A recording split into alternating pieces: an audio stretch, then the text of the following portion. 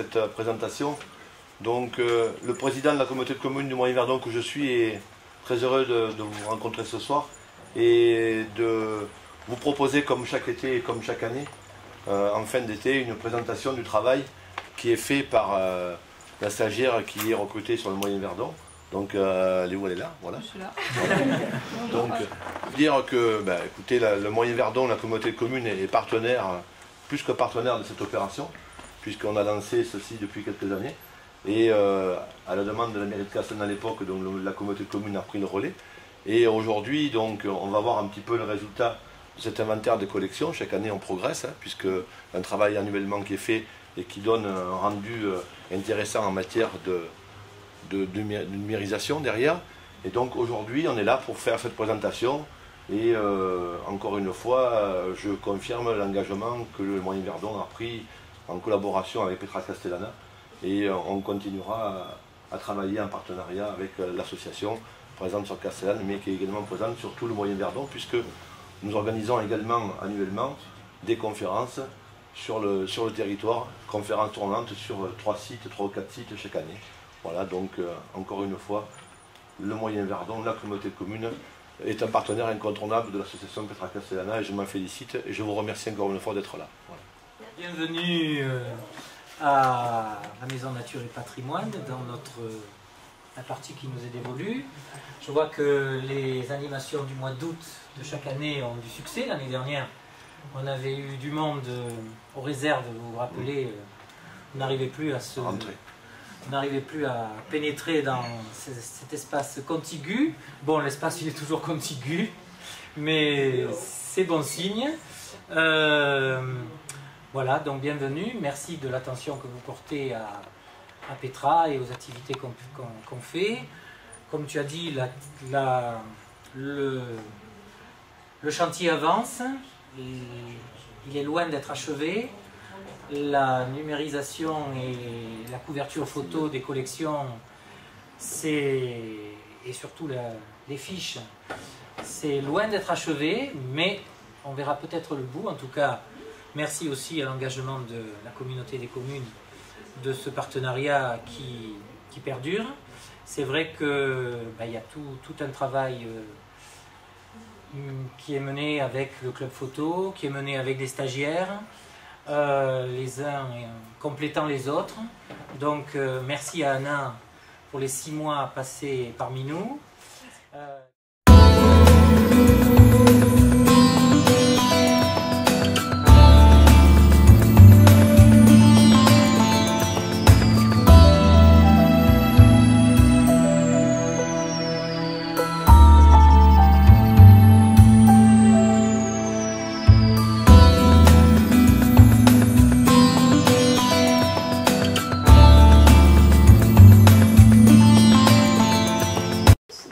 Je suis Anaïs, c'est moi qui ai été stagiaire ici depuis mars jusqu'à demain. Donc je vais vous présenter l'inventaire que j'ai réalisé autour du fonds photographique, donc photographie ancienne et carte postale ancienne. Et j'ai aussi réalisé un peu d'inventaire de la bibliothèque, mais bon, je ne vais pas trop l'aborder aujourd'hui. Donc ça se divise plus ou moins en 2 parties ma présentation. Je vais d'abord vous parler du travail d'inventaire. Donc je vais essayer de ne pas rentrer dans les détails trop techniques et d'essayer de le faire comprendre au mieux. Et ensuite, je vais vous présenter quelques photographies de la collection du Moyen-Verdon pour vous donner un aperçu de ce que possèdent les fonds du musée. Alors, pour commencer, j'introduis avec la loi du 4 janvier 2002 sur les musées de France qui spécifie que les biens qui constituent les collections d'un musée de France doivent être inscrits sur un inventaire. Alors, le musée du Moyen-Verdon n'a pas l'appellation musée de France, mais il a quand même décidé d'inventorier ses collections de la même façon qu'un musée de France, donc en utilisant ce qu'on appelle un logiciel d'inventaire qui s'appelle le logiciel Flora Musée. Alors pourquoi est-ce que le musée a décidé d'inventorier ses collections? Ça apparaît souvent comme un travail qui est long, fastidieux, minutieux, mais en fait c'est un travail qui est indispensable à la bonne marche du musée. Et donc je vous présente rapidement en quoi ça peut en quoi c'est bénéfique au musée. Donc tout d'abord ça aide à la connaissance des collections. Donc l'inventaire consiste à faire une fiche d'inventaire par objet. Donc on va s'attarder sur chaque objet dans le détail, repérer des informations que je vais vous présenter plus tard. Et donc plus on fait de fiches inventaires sur les objets, mieux on connaît les collections dans le détail. Donc pour le musée du Moyen-Verdon, comme on le rappelait auparavant, les collections du musée possèdent plus de 10 000 objets, donc 14 000 pour être plus précis, et pour l'instant, autour de 3 000 fiches d'inventaire ont été réalisées. Donc ça vous montre qu'il reste encore pas mal de travail à faire. Ensuite, toutes ces informations qui sont regroupées sur chaque objet, ça permet de créer une sorte de base documentaire. Donc chaque objet a sa fiche avec des informations importantes. On peut y relier des ouvrages aussi qui traitent de l'objet, inscrire si un objet a été mis dans une exposition. Donc ça peut constituer une base de travail pour les personnels du musée ou d'autres personnes qui sont intéressées. Ça permet aussi d'aider à la gestion des collections et notamment au mouvement d'œuvre. Donc par exemple, la localisation de l'objet sera inscrite sur chaque fiche, et quand on souhaite chercher un objet pour travailler dessus, le mettre dans une exposition, le prêter, la localisation sera inscrite sur la fiche inventaire, donc ça permet de faciliter les recherches. Et ensuite, ça peut aussi faciliter les prêts entre musées, parce que donc, comme je le disais, on travaille sur le logiciel Flora Musée, qui est mis à disposition du musée par le Conseil général des Alpes de Haute-Provence. Et donc, plusieurs autres musées du département travaillent sur ce logiciel. Donc on peut par exemple citer le musée de Salagon à Man. Et donc ça permet d'avoir une idée aussi des collections des autres musées qui travaillent sur le même logiciel. Et ça peut permettre de faciliter des éventuels échanges entre les différents musées. Donc voilà. Alors pour rentrer dans le concret, je vous montre une fiche inventaire. Donc voilà à quoi ça ressemble, vue d'ensemble. Voilà. Et donc je vais vous présenter un peu dans le détail pour que vous puissiez voir les différentes rubriques qui sont répertoriées sur la fiche inventaire. Alors là, par exemple, j'ai pris en exemple une carte postale du barrage de Chaudane, que j'avais fait au tout début de mon stage. Alors, d'une part, il y a des rubriques qui sont en lien avec le statut juridique et les conditions d'acquisition des différents objets. Donc ici, vous voyez, une des choses les plus importantes sur la fiche, c'est le numéro d'inventaire de l'objet. Donc ici, c'est 2014.0.7.0. Alors, dans l'idéal, quand un musée reçoit un objet en collection, dans l'idéal, ça serait d'inventorier l'année même de la réception de l'objet. Mais c'est pas toujours possible, parce que voilà, par manque de temps ou d'autres causes. Donc, on peut faire ce qu'on appelle un inventaire rétrospectif. C'est-à-dire qu'on peut inventorier des objets qui sont entrés en collection en 1995, en 2014. Donc, du coup, ici, il s'agit d'un numéro d'inventaire rétrospectif. Donc la première partie 2014, donc l'année où est réalisé l'inventaire rétrospectif, point 0 qui indique que c'est un inventaire rétrospectif, et point 7 qui signifie que c'est le 7e objet qui est inventorié de manière rétrospective cette année-là. Voilà, j'espère que vous avez été assez clair. Et point 0, ça indique tout simplement que c'est un lot, donc on a 113 fois la même carte postale au même numéro d'inventaire.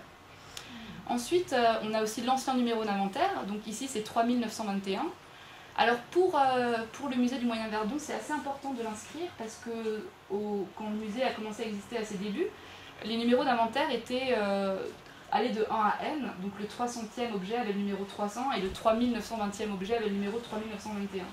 Et par après, le musée a décidé d'adopter les numéros comme celui d'au-dessus, ces numéros-là. Donc comme ils existent, c'est important de les inscrire et de les avoir. Ensuite, on a le donateur. Donc ici, vous avez l'hôpital local de Castellane. Alors là, c'est l'occasion un peu de parler de certains donateurs importants au niveau du fonds photographique du musée du Moyen-Verdon. Donc pour l'hôpital local de Castellane, en fait, un ancien pensionnaire de l'hôpital qui tenait un magasin de souvenirs à Castellane avait amené en fait son fonds de commerce avec lui à l'hôpital. Et donc, sans doute après son décès, l'hôpital local a reversé en fait les cartes postales au musée du Moyen-Verdon. Donc du coup, près de 50%, je dirais, de nos cartes postales, enfin des cartes postales du musée original, proviennent de ce fonds-là. Donc c'est quand même un donateur important. Ensuite, on peut citer par exemple Anna Jouin, qui avait donné pas mal de vues de Castellane et du musée du Moyen-Verdon début 20e. Huguette Robion aussi, dont les parents travaillaient à l'hôtel des Alpes, rue Nationale. Et donc beaucoup d'anciens pensionnaires de l'hôtel en fait, écrivaient une carte à leur retour chez eux. Donc on a pas mal de cartes postales d'habitants de la Côte d'Azur par exemple, ou même d'autres régions de France, qui après écrivent à l'hôtel et qui ont après été reversés au musée. Et aussi bien sûr la décharge de Castellane, parce que beaucoup de bénévoles, notamment Lucien Leroy, ont fait de la prospection à la décharge de Castellane et y ont trouvé beaucoup d'objets, et notamment des photographies, qui après ont été reversées aussi au musée. Donc voilà, voilà pour la partie donateur. Ensuite le mode d'acquisition, donc don ou dépôt. Alors il faut savoir que pour le musée du Moyen-Verdon, il n'y a pas d'achats qui sont réalisés d'achats monétaires. et qui fonctionne quasiment exclusivement sur le don, donc don de particuliers au musée. Mais il y a aussi ce qu'on appelle des dépôts, donc c'est des particuliers qui peuvent déposer pour du moyen ou du long terme des objets au musée pour une exposition ou pour un temps qu'ils souhaitent. Et ensuite la date d'entrée dans les collections, donc là 1995. Alors là je vous montre quand même aujourd'hui le musée, ce que fait le musée quand il reçoit un don d'un particulier. Donc, si vous avez déjà eu l'occasion de faire des donations, vous avez peut-être vu ce type de convention. Donc entre l'association et les personnes qui font une donation. Donc voilà, c'est assez simple, c'est le nombre d'objets, un rapide descriptif et les engagements que prend l'association pour l'exposition, la conservation des différents objets. Ensuite, on continue avec des rubriques qui portent sur la description du bien. Donc là, on a ce qu'on appelle la désignation. Donc ici, vous voyez qu'on a la discipline ethnologie, ce qui est globalement... les collections du musée Boyen-Verdon sont des collections ethnologiques. Les domaines du musée, donc là, c'est l'ordre de la photographie, carte postale, le titre. Et donc, cette partie est assez importante parce que quand on fait une recherche après sur le logiciel Flora, on a ce qu'on appelle une barre de recherche. Et donc, on peut faire une recherche photographie.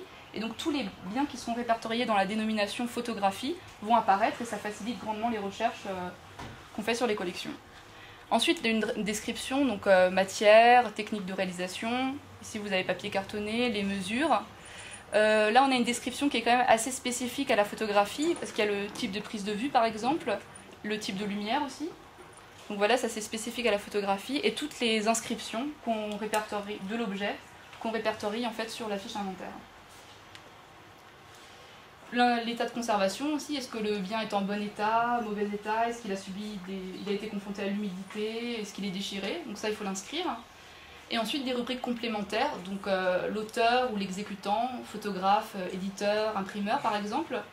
L'époque, donc là vous voyez que c'est assez large, deuxième moitié du XXe siècle, on n'a pas la datation précise. Et là aussi le lieu de prise de vue. Et ensuite ce qu'on appelle la fonction d'usage, donc ici la carte postale, ça sert à en souvenir ou pour faire de la correspondance. Voilà. La localisation dont je vous parlais auparavant, donc voilà, on voit que c'est au musée du Moyen-Verdon, dans un certain bureau, sur une certaine étagère, dans une certaine boîte. Donc là on trace l'objet en fait. Et ensuite voilà l'image numérisée de l'objet, et ça me permet de rappeler que le club photo de Castellane, de la MJC de Castellane, réalise toutes les photos des objets et nous permet de les insérer après sur les fiches inventaires. Donc voilà.